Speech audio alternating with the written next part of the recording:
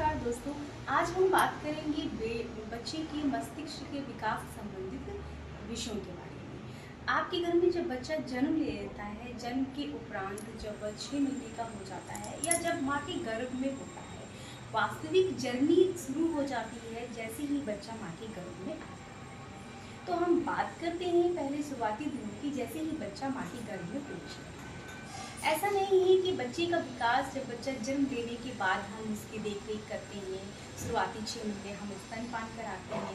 6 महीने के बाद धीरे धीरे बच्चे को हम ऊपरी आहार देना शुरू कर देते हैं। ऐसा नहीं है कि तब उसका वास्तविक विकास शुरू होता है। बच्चे का वास्तविक विकास तो माँ के गर्भ से ही शुरू हो जाता है। तो क्यों ना हम माँ के गर्भ में आने के तत्पश्चात की बात करें।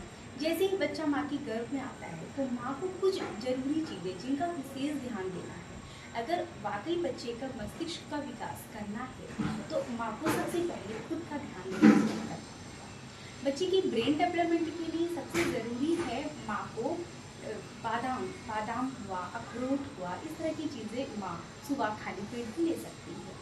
उसके पश्चात आप घर का शुद्ध देसी घी का उपयोग कर सकते हैं और घर का शुद्ध अगर आपको दूध प्राप्त हो तो दूध आप ले सकते हैं।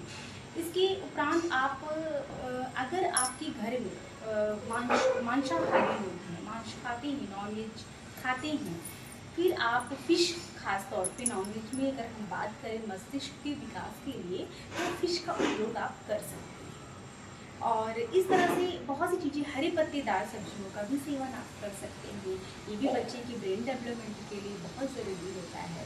बच्चा जैसे ही माँ के गर्भ में आता है, माताएं हॉस्पिटल पहुँच जाती हैं रूटीन चेकअप के लिए, तो तुरंत ही माँ को डॉक्टर सजेस्ट करते हैं फॉलिक एसिड वगैरह की।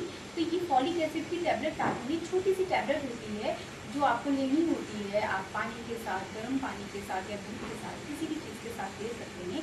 ये भी बच्चे के मस्तिष्क के विकास में सहायक होती है। इसके अलावा आपका आयरन, कैल्शियम, ये टैबलेट्स होती हैं जो माँ को लेनी होती हैं, ये भी मस्तिष्क के विकास के लिए बहुत ही ज़रूरी होता है।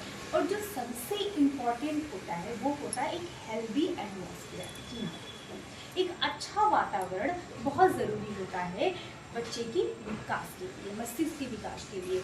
ऐसा ज़रूरी नहीं कि बच्चा आ गया है उसके बाद उसको हम वो एटमॉस्फेयर क्रिएट कराएं, नहीं। माँ का बच्चे के गर्भ में आना और माँ के मूड के ऊपर डिपेंड करता है कि बच्चे का मूड कैसा होगा।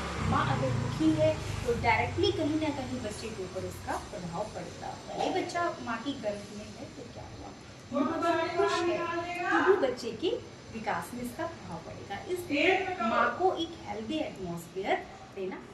आज के लिए फिलहाल इतना ही। और हाँ, ऐसी ही जानकारी प्राप्त करने के लिए प्लीज़ लाइक करें, सब्सक्राइब करें और शेयर जरूर